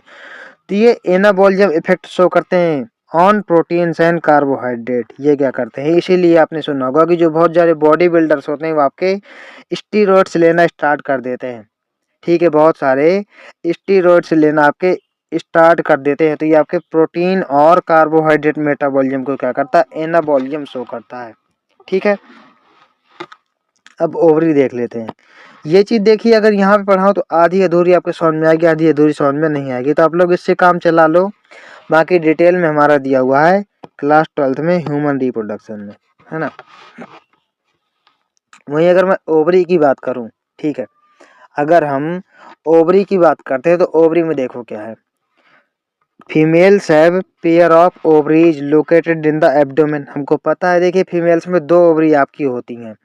ओवरी आपकी प्राइमरी सेक्स ऑर्गन है, लेकिन ये भी आपके बहुत सारे हार्मोन निकालते हैं, which produces an ovum during each menstrual cycle. ये देखिए ईच मेंस्ट्रुअल साइकिल है, मेंस्ट्रुअल साइकिल में डिटेल दिया हुआ है 12th में। ईच मेंस्ट्रुअल साइकिल में आपके एक ओवम निकालता है। In addition ovary also produces 2 groups of steroid hormones. आपके स्टेरॉइड हार्मोन्स निकालते हैं, दैट इज एस्ट्रोजन और प्रोजेस्टेरॉन। हमारे टेस्टिस में क्या निकल रहा था, टेस्टोस्टेरॉन से निकल रहे थे ना, यहाँ पे आपका एस्ट्रोजन और प्रोजेस्टेरॉन निकल रहा है। Ovary is composed of ovarian follicles and stromal tissue. यहाँ पे हमारे ओवेरियन फॉलिकल और स्ट्रोमल टिश्यू से मिलकर बना हुआ है ये। The oestrogen is synthesized and secreted mainly by growing ovarian follicle. जैसे ओवेरियन फॉलिकल आपके बड़े होते जाते हैं तो यहाँ पे सिंथेसाइज करते हैं एस्ट्रोजन। हमारा एक क्या आता है, जब मैच्योर ग्रेफियन फॉलिकल बन जाता है, फिर वो रप्चर होता है तो उससे निकलता है प्रोजेस्टेरॉन, है ना। After ovulation the rupture follicle is converted to structure called corpus luteum. तो कॉर्पस ल्यूटियम का क्या रिलीज करता है, आपका रिलीज करता है प्रोजेस्टेरॉन। ये आपका लार्ज अमाउंट में प्रोजेस्टेरॉन रिलीज करता है। ठीक है, ये 12th में आपके डिटेल में दी हुई है, यहाँ पे कोई बताने से बहुत ज्यादा फायदा नहीं है। Estrogen produce wide ranging actions such as stimulation of growth and activities of female secondary sexual characters। यहाँ पे भी सेम देखिए वही है, सेकेंडरी सेक्स ऑर्गन्स जैसे development and growing of ovarian follicles, development and growing of ovarian follicles, appearance of female secondary sex characters, यानी mammary glands आपके develop होनी हो जाएंगी, हाई पिच ऑफ वॉइस हो जाएगी, आवाज पतली होनी स्टार्ट हो जाएगी, है ना। मेमोरी ग्लैंड देखिए डेवलपमेंट हो जाएंगी, हाई पिच ऑफ वॉइस, आवाज पतली होने लग जाएगी। मेमोरी ग्लैंड आपके क्या होगा, मेमोरी ग्लैंड डेवलपमेंट होने लग जाएगा। Oestrogen also regulate the female sexual behaviour. ये आपका female sexual behaviour oestrogen show करेंगे, जैसे हमारे अंदर टेस्टोस्टेरोन शो कर रहे थे। ठीक है, अब जो आगे बताने वाला हूँ बहुत इंपॉर्टेंट लाइन है। प्रोजेस्टेरॉन सपोर्ट्स प्रेगनेंसी, आपके प्रेगनेंसी को सपोर्ट करता है, क्यों, क्योंकि ये एंडोमेट्रियम को मेंटेन करके रखता है। ये हमारे 12th में डिटेल में है। Progesterone also act on the memory gland पे ये एक्ट करता है and stimulate the formation of alveoli. ये एल्वियोलाई का डेवलपमेंट करवाता है आपके किसमें, मेमोरी ग्लैंड्स में। ठीक है, उनमें आपका मिल्क स्टोर होता है और मिल्क सीक्रेशन होता है उनसे, है ना। तो ये देखिए हमने आपको बता दिया डिटेल में। डिटेल में नहीं, मतलब मैंने आपको लाइन बाय लाइन समझा दिया है, बाकी इनके बारे में डिटेल में आपका दिया हुआ है क्लास 12th में। यहाँ पे आधा अधूरा पढ़ के आपके समझ में नहीं आता, क्योंकि ये घंटों के लेक्चर्स हो जाते हैं भाई, घंटों का टॉपिक है, कोई छोटा मोटा थोड़ी ना है, पूरे के पूरे टॉपिक दिए हुए हैं। तो ये चीज़ हम वहाँ पे पढ़ेंगे। अब देखो, हमने पढ़ा कि हार्मोन्स हमारे बहुत सारे क्या होते हैं, एंडोक्राइन टिश्यू से ही निकलते हैं। लेकिन आपके हार्मोन्स आपके हार्ट, किडनी, गैस्ट्रोइंटेस्टाइनल ट्रैक्ट भी निकालते हैं।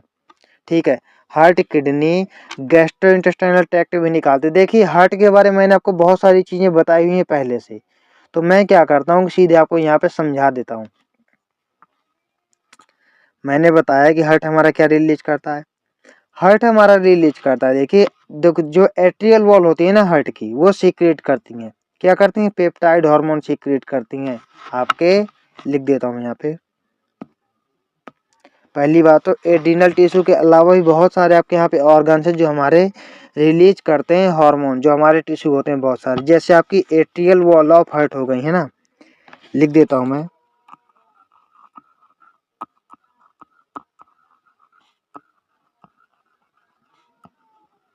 Atrial wall of heart secret करती है कौन सा hormone, secret important peptide hormone, secret peptide hormone, secret peptide hormone. तो ये पेप्टाइड हार्मोन कौन सा सीक्रेट करती है, इसको हम ANF बोलते हैं, ये आपको मैं पहले भी पढ़ा चुका हूँ। ठीक है, ANF बोलते हैं, एट्रियल नाइट्रियूरेटिक फैक्टर। तो ये क्या करता है, ये आपका ब्लड प्रेशर को डिक्रीज कर देता है। हमने शायद ये एक्सक्रीटिव प्रोडक्ट वाले चैप्टर में पढ़ा है ना, excretive product and there elimination. तो ये क्या करता है, एट्रियल नाइट्रियूरेटिक फैक्टर वैसोडाइलेशन कर देता है, किसका, ब्लड का, सॉरी ब्लड वेसल्स का वैसोडाइलेशन कर देता है। ब्लड वेसल्स क्या करता है, इनका डायलेशन कर देता है, इनका डायलेशन मतलब इनका क्या करता है, डायमीटर बढ़ा देता है, इनका डायमीटर बढ़ा देता है। जब डायमीटर बढ़ जाएगा तो प्रेशर कम हो जाएगा।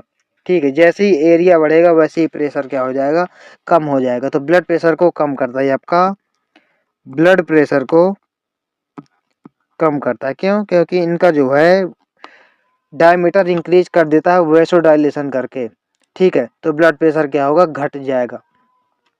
देख लो, ये हम एक बार पढ़ भी चुके हैं ना।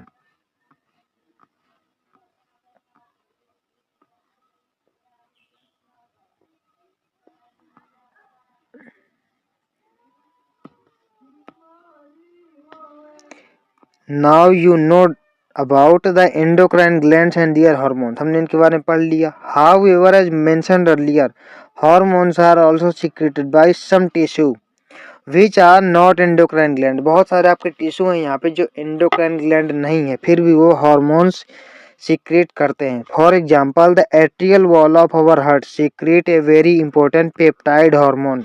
ठीक है, that is atrial natriuretic factor, that is ANF। ये क्या करता है, डिक्रीज कर देता है ब्लड प्रेशर। कैसे, वैसोडाइलेशन कर देता है ब्लड वेसल्स का, उनका डायमीटर बढ़ा देता है। When blood pressure is increased, तब ये क्या करता है, ये निकलते हैं आपके NF। जब आपका हार्ट देखिए थक जाता है धड़कते धड़कते, ब्लड प्रेशर बहुत बढ़ जाता है, तब सोचता है भाई थोड़ा सा मैं आराम करूंगा, तब ये हार्मोन निकाल के फेंक देता है और वैसोडाइलेशन कर लेता है, तो ब्लड प्रेशर हो जाता है कम। ठीक है, ANF इज सीक्रेटेड, जब आपका ब्लड प्रेशर बढ़ जाता है तो ANF is secreted which cause dilation of the blood vessels, इनका डायमीटर बढ़ा देता है ना। तो डायमीटर बढ़ा देगा जब, तो एरिया बढ़ जाएगा तो हमारा ब्लड प्रेशर अपने आप कम हो जाएगा। This reduces the blood pressure, इसके बारे में हम डिटेल में पढ़ चुके हैं। फिर देखिए हम जक्स्टाग्लोमेरुलर सेल हमारी किसमें, किडनी में होती हैं। मैं लिख देता हूँ,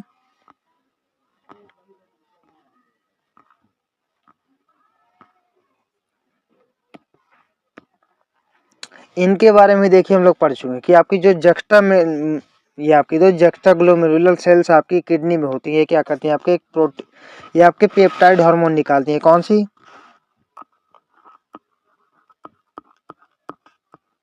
जक्स्टाग्लोमेरुलर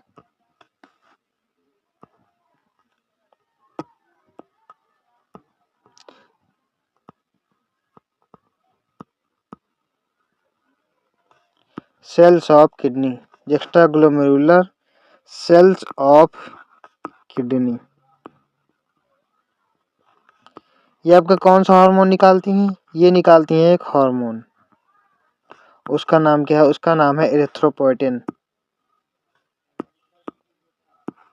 ये आपके कौन सा हार्मोन निकालती है? That is erythropoietin. मैंने आपको बताया था पीछे एरिथ्रोपोइसिस, आरबीसी फॉर्मेशन। तो जब यहाँ पे एरिथ्रोपोएटिन आ जाएगा हार्मोन, एरिथ्रोपोएटिन,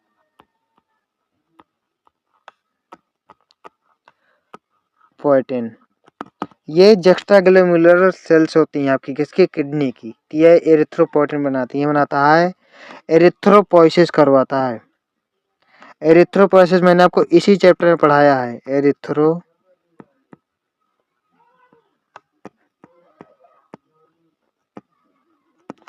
करवा, दैट इज आरबीसी फॉर्मेशन करवाता है। आरबीसी का फॉर्मेशन आपका ये करवाता है। तो ये आपके क्या करा हुआ है? ये मैंने बता दिया आपको, जुक्स्टाग्लोमेरुलर सेल्स हमारी किडनी करवाती हैं। वहीं अगर आप लोग और देखो तो एंडोक्राइन सेल्स आपकी different parts of the gastrointestinal tract में भी प्रेजेंट होती हैं। जैसे आपका देखो यहाँ पे 4 टाइप्स में डिवाइड कर देते हैं, ठीक है।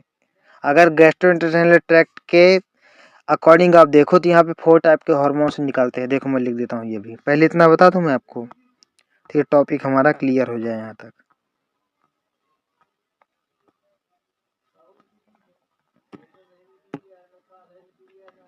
The juxtaglomerular cell The juxtaglomerular cells of the kidney produces peptide hormones called erythropoietin, which stimulate the erythropoiesis, means formation of RBC। RBC production बढ़ा देता है, ठीक है। अब यहाँ पे क्या है? Endocrine cells present in different parts of the gastrointestinal tract में भी हमारी एंडोक्राइन सेल्स क्या होता है? प्रेजेंट होती हैं, जो आपकी क्या करती हैं? ये आपके 4 टाइप्स के पेप्टाइड हार्मोन बनाती है। कौन से टाइप्स के? 4 टाइप्स के हमारे बनाती हैं, है ना। तो मैं आपको बता देता हूँ, देखिए 4 टाइप्स के हार्मोन हमारे कौन कौन से निकलते हैं, किससे? गैस्ट्रोइंटेस्टाइनल ट्रैक्ट में। पहले हार्मोन हमारे निकलते हैं कहाँ से? गैस्ट्रिन। इसका देखिए नाम ही है गैस्ट्रिन।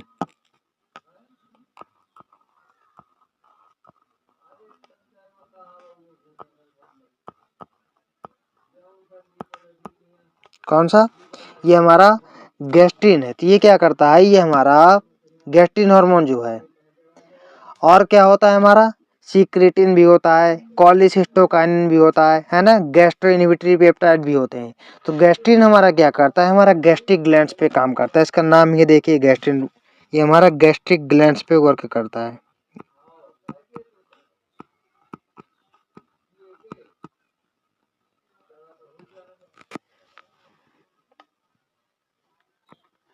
ये आपका गैस्ट्रिन जो हमारा गैस्ट्रिक ग्लैंड्स पे क्या करता है? स्टिमुलेट करता है, ठीक है।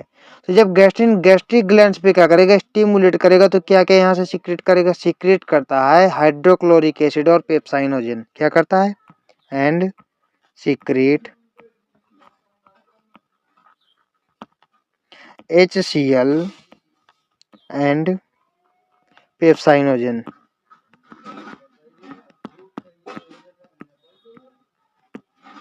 पेप्साइनोजन। तो हमारा गैस्ट्रिन जो होता है ये आपसे कहाँ से सीक्रेट होता है? ये हमारा सीक्रेट होता है गैस्ट्रिक ग्लैंड से। तो क्या करता है ये? गैस्ट्रिक ग्लैंड से हमारा गैस्ट्रिन, हमारा जो हार्मोन है गैस्ट्रिक ग्लैंड पे वर्क करेगा, उनको स्टिमुलेट करेगा। तो ये सीक्रेट कर देंगे आपकी क्या? HCl और पेप्साइनोजन हमारा सीक्रेट कर देंगी। ये हमारा गैस्ट्रिन के बारे में हो गया। वहीं अगर हम सीक्रेटिन के बारे में देखें, एक टाइप का हो गया गैस्ट्रिन, दूसरे टाइप का है आपका secretin.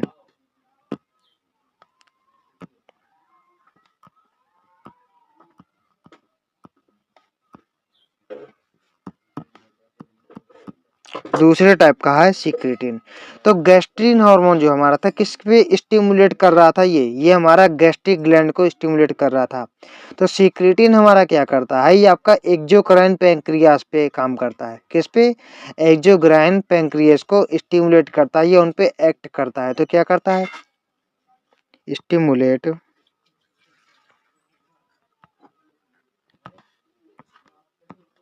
Exocrine pancreas. Exocrine pancreas. ठीक है, मैंने अभी आपको बताया ना एक्सोक्राइन एंडोक्राइन पैंक्रियास में क्या क्या है। तो ये आपका एक्सोक्राइन पैंक्रियास में काम करता है।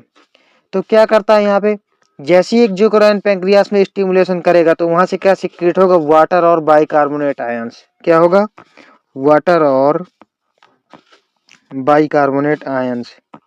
ठीक है, वाटर और बाइकार्बोनेट आयन किससे, सीक्रेटिन जब वर्क करेगा कहाँ पे, एक्सोक्राइन पैंक्रियास पे। हमारे टू टाइप के हो गए। अब मैंने आपको बताया था कॉलिसिस्टोकाइनिन डेट इज सीसी के, है ना, गैस्ट्रिन हो गया, सीक्रेटिन हो गया। अब ये आपका तीसरे टाइप का देखिए हो जाए कौन सा, तीसरे टाइप का हमारा होता है सीसी के, कॉलिसिस्टोकाइनिन। ये हमारा सीसी के जो होता है, तो ये किसके काम करता है, ये हमारा पैंक्रियास पे भी काम करता है, गॉल ब्लैडर पे भी काम करता है। ठीक है, हमारा क्या करता है ये हमारा एक्ट करता है कहाँ कहाँ पे, ये हमारा स्टिमुलेट करता है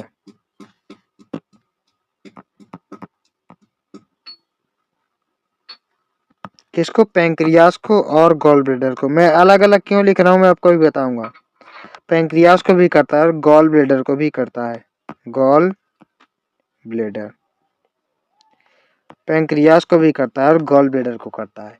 तो गॉल ब्लैडर में क्या होता है, उसमें आपके बाइल जूस होता है जो लीवर सीक्रेट करता है, इसमें स्टोर हो जाता है।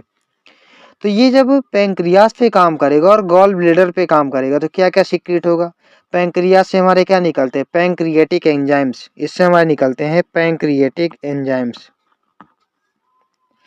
इसमें क्या होता है, गॉल ब्लैडर में होता है बाइल जूस, यहाँ से आपका बाइल जूस निकलेगा।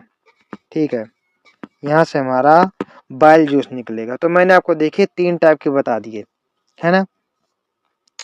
तो यहाँ पे अब देखिए हमारे क्या होगा कि ये मैंने आपको बता दिया, वहीं आपके फिर मैंने क्या बोला था आपको, फिर मैंने बोला था आपको गैस्ट्रिक इनहिबिटरी पेप्टाइड, फिर मैंने आपको बताया जीआईपी, गैस्ट्रिन इनहिबिटरी पेप्टाइड। फिर मैंने आपको जीआईपी बताया।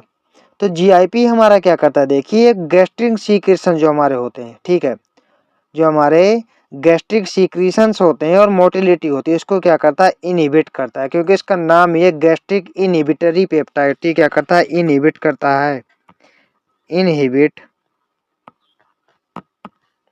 गैस्ट्रिक सीक्रेशंस, गैस्ट्रिक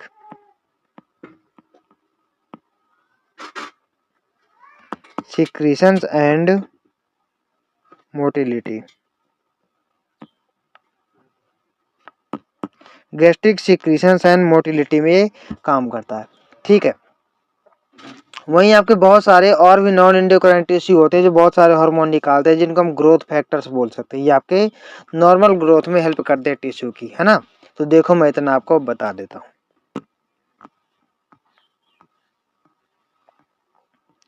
देखो यहाँ तक हमने अपना पढ़ लिया है। अब देखो यहाँ पे endocrine cells present in different parts of the gastrointestinal tract. क्या होता है, सीक्रेट 4 मेजर पेप्टाइड हार्मोन्स, नेमली गैस्ट्रिन, सीक्रेटिन, कॉलिसिस्टोकाइनिन, ये आपका पैंक्रियास और गॉल ब्लैडर दोनों पे काम करता है। गैस्ट्रिन हमारा गैस्ट्रिक ग्लैंड को स्टिमुलेट करता है। ठीक है, गैस्ट्रो इनहिबिटरी पेप्टाइड, ये इनहिबिट करता है गैस्ट्रिक सीक्रेशंस को। Gastrin act on the gastric gland and stimulate the secretion of hydrochloric acid and pepsinogen. मैंने आपको बताया है कि हमारा गैस्ट्रिक ग्लैंड पे काम करेगा और आपका पेप्साइनोजिन और क्या करेगा, हाइड्रोक्लोरिक एसिड सीक्रेट करेगा। सीक्रेटिन एक्ट किस पे करेगा, एक्सोक्राइन पैंक्रियास पे। तो ये क्या करेगा, सीक्रेशन करेगा वाटर और बाइकार्बोनेट का। ठीक है, वहीं आपका सीसी के कॉलिसिस्टोकाइनिन, इसका फुल फॉर्म होता है कॉलिसिस्टोकाइनिन। तो ये आपका पैंक्रियास पे भी काम करता है, पैंक्रियाटिक जूस निकालेगा, गॉल ब्लैडर पे काम करेगा आपका तो बाइल जूस निकालेगा। Stimulate the secretion of pancreatic enzyme and bile juice, है ना। वाइल आपके जीआईपी क्या करेगा, गैस्ट्रिक इनहिबिटरी पेप्टाइड इनहिबिट्स करेगा गैस्ट्रिक सीक्रेशंस को, आपका इनहिबिट करेगा और मोटिलिटी को। फिर क्या यहाँ पे several other non endocrine tissue secrets hormones called growth factors आपके सीक्रेट करेंगे, जो नॉर्मल टिश्यू की ग्रोथ में हेल्प करेंगे। These factors are essential for the normal growth of the tissue and their repairing and regeneration. मतलब जो आपके tissue है नॉर्मल रिपेयरिंग करेंगे और जनरेशन करेंगे, तो ये आपके क्या कहलाते हैं, ये आपके ग्रोथ फैक्टर्स कहलाते हैं। अब देखिए हार्मोन आपके काम कैसे करते हैं, होते कितने टाइप के हैं आपके, कौन कौन से होते हैं, ये चीजें हम पढ़ लेते हैं। अब हम देख लेते हैं यहाँ पे टाइप ऑफ हार्मोन्स। तो देखो हार्मोन्स हमारे कई टाइप के होते हैं, हमने जो अभी तक पढ़े है ना। आपके पेप्टाइड भी हो सकते हैं, पॉलीपेप्टाइड भी हो सकते हैं, प्रोटीन भी हो सकते हैं, बात एक ही है ना। ये आपके पेप्टाइड, पॉलीपेप्टाइड, प्रोटीन बात एक ही है। आपके insulin peptide hormone, glucagon peptide hormone हमने पढ़ा ना। पिट्यूटरी हार्मोन्स आपके हो गए, हाइपोथैलेमिक हार्मोन्स और भी आपके होते हैं। ये सब क्या है, आपके पेप्टाइड हार्मोन्स हैं, है ना। वहीं अगर हम स्टीरॉइड्स की बात करें, तो हमारे जो सेक्स हार्मोन्स निकल रहे थे, जो हमारे किससे, मोस्टली हमारे जो उनसे निकलते हैं, किससे, टेस्टिस, ओवरी, इन सब चीज़ों से जो हमारे निकलते हैं, हमारे कैसे होते हैं, ये हमारे स्टीरॉयड हार्मोन्स होते हैं। हमने कॉर्टिसोल पढ़ा, ये हमारा स्टीरॉयड्स है। हमने टेस्टोस्टेरोन पढ़ा, ये भी आपका स्टीरॉयड्स है। एस्ट्रोडियोल पढ़ा, ये नहीं पढ़ा हमने, लेकिन ये आपका स्टीरॉयड्स है, ठीक है। और प्रोजेस्टेरॉन भी हमारा स्टेरॉइड है, ये हमारा देखिए। और हमारा ईस्ट्रोजन भी हमारा स्टेरॉइड ही होगा, है ना, नहीं लिखा गया यहाँ पे ईस्ट्रोजन।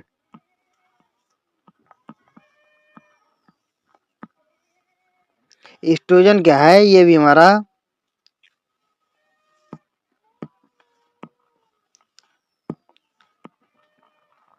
ईस्ट्रोजन भी स्टेरॉइड्स है ना। तो ये हमारे स्टेरॉइड्स हो गए। और देखो आइडोथायरोनिन में पढ़े ना, आइडोथायरोनिन हमने ये भी देखे पढ़े हैं, आइडोथायरोनिन्स थायराइड हार्मोन्स हमारे ये होते हैं।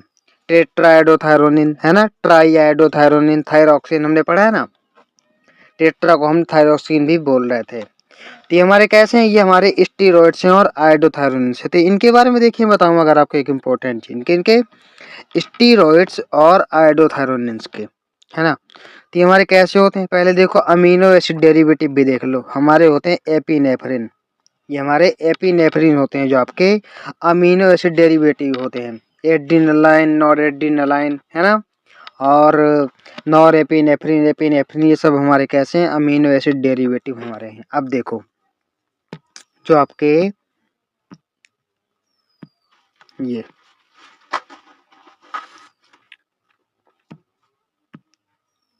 स्टेरॉइड्स और आइडोथायरोनिन है, इनके बारे में अगर देखो तो ये आपके क्या करते हैं, लिपिड सोल्यूबल होते हैं। ये आपके लिपिड सोल्यूबल होते हैं, क्यों बता रहा हूँ अभी पता चल जाएगा। ये हमारे लिपिड सोल्यूबल होते हैं, तो क्या करते हैं, प्लाज्मा मेम्ब्रेन को आसानी से क्रॉस कर जाते हैं, क्योंकि आपके लिपिड सोल्यूबल होते हैं।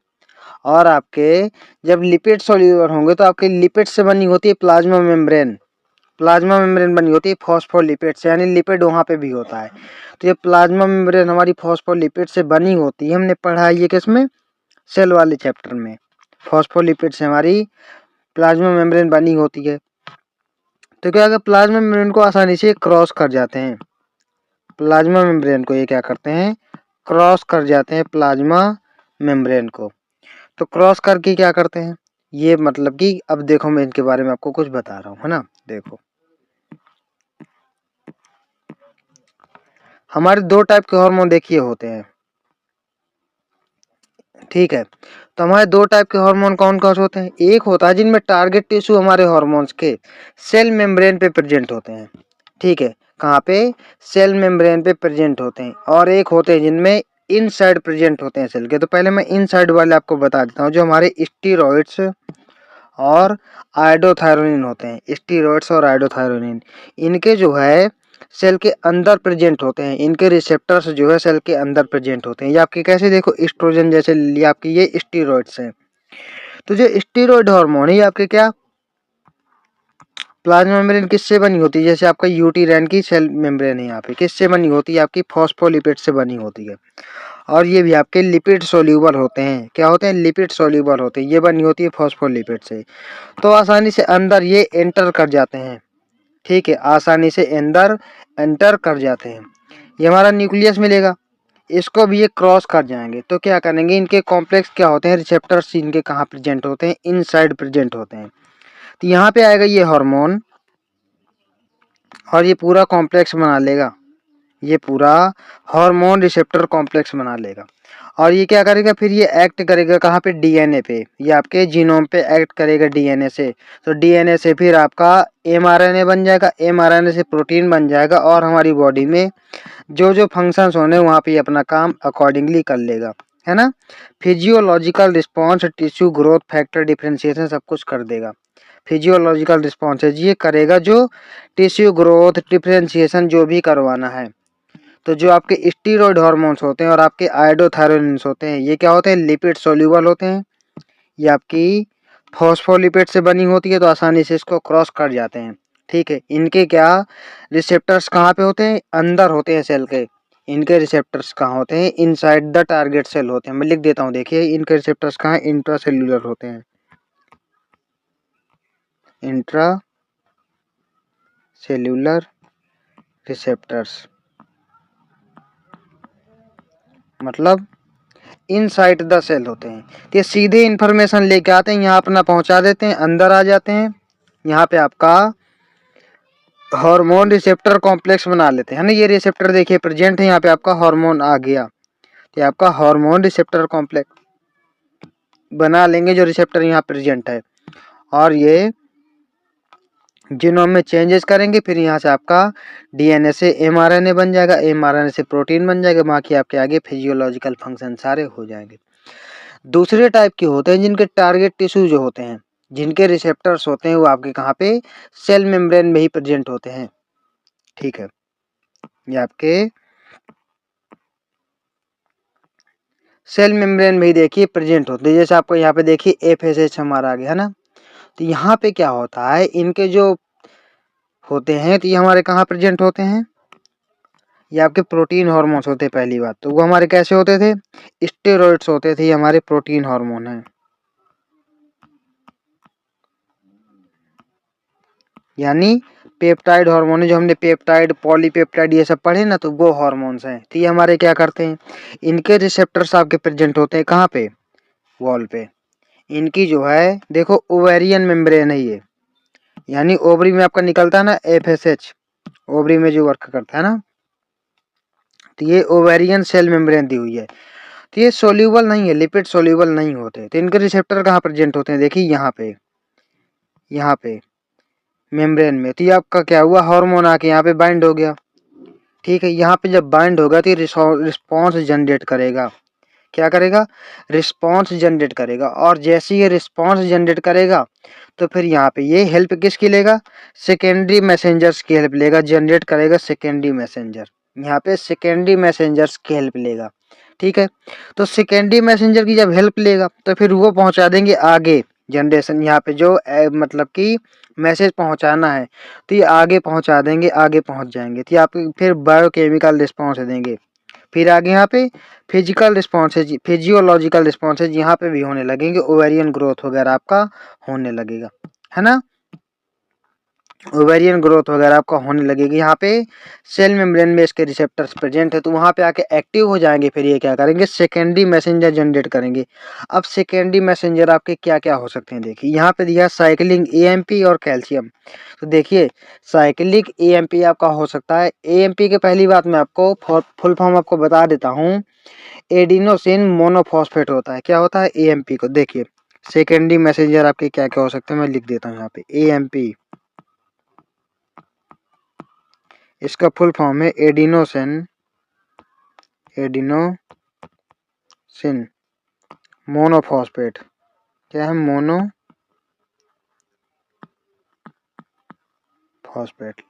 लिख लीजिए आप लोग। तो साइक्लिक एएमपी हो गया।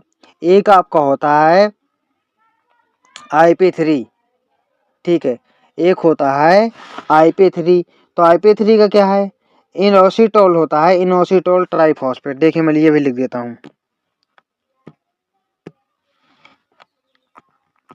IP3। 3 फॉस्फेट दिख रहे हैं ना, inositol,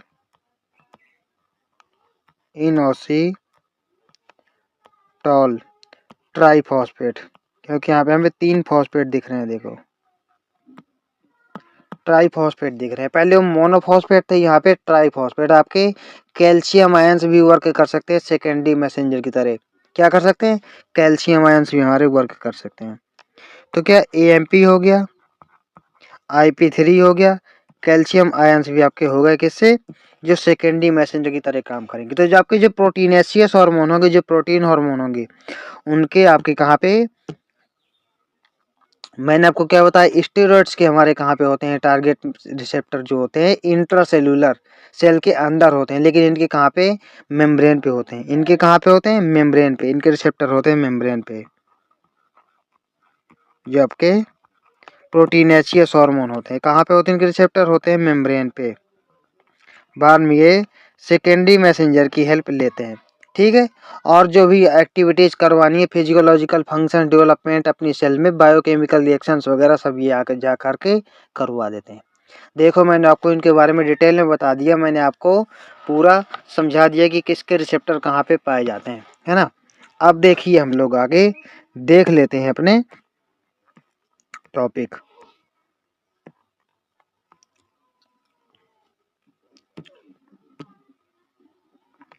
Hormones produce their effect on target tissue by binding to specific proteins। ये आपके स्पेसिफिक प्रोटीन के साथ आपके बाइंड करके टारगेट टिश्यू में जाके काम करते हैं, ठीक है।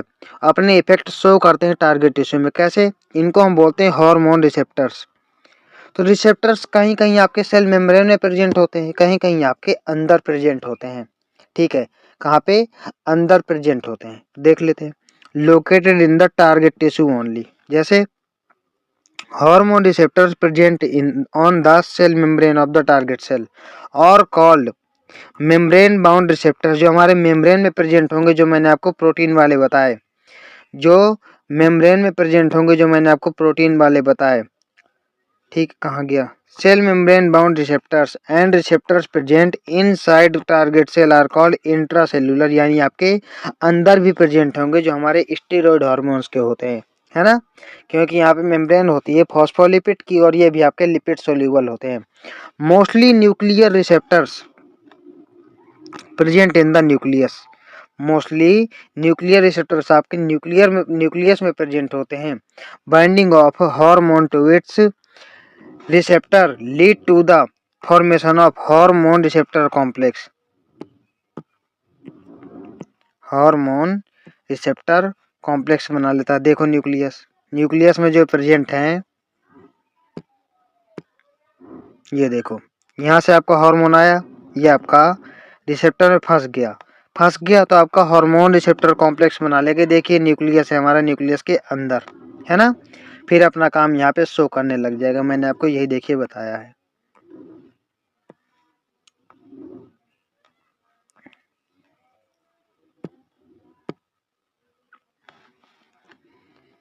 called intracellular receptors mostly nuclear receptors present in the nucleus। Nucleus के अंदर होते हैं, यही तो मैंने बताया आपको। फिर यहाँ पे हार्मोन रिसेप्टर कॉम्प्लेक्स हमारा बन जाता है। फिर क्या करता है? Each receptor is specific to one hormone only. Each receptor आपका एक हार्मोन के लिए क्या होता है? स्पेसिफिक होता है। And hence receptors are specific. इसीलिए आपका यहाँ पे रिसेप्टर्स क्या होते हैं? स्पेसिफिक होते हैं। Specific hormone receptor complex formation lead to the, देखो, hormone receptor complex formation lead to the certain biochemical change in the target tissue. जैसे ही आपका ये रिसेप्टर बन जाता है, आपका कॉम्प्लेक्स बन जाता है, टारगेट टिश्यू में कुछ चेंजेस करता है। क्या करता है? फिर target tissue metabolism and hence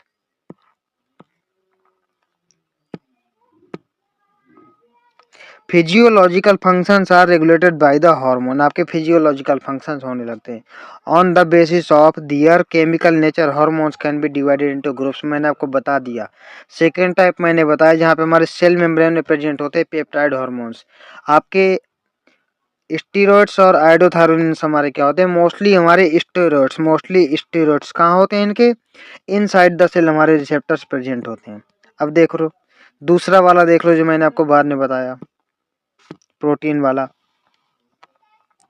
Hormones which interact with membrane bound receptor normally do not enter the target cell। वो आपके टारगेट सेल में सीधे एंटर नहीं कर पाते क्योंकि आपको मेम्ब्रेन में रिसेप्टर उनके प्रेजेंट होते हैं, बट जनरेट सेकेंडरी मैसेंजर्स। कौन कौन से हो सकते हैं सेकेंडरी मैसेंजर? साइक्लिक एएमपी हो सकता है, साइक्लिक एएमपी एडिनोसिन मोनोफॉस्फेट है ना।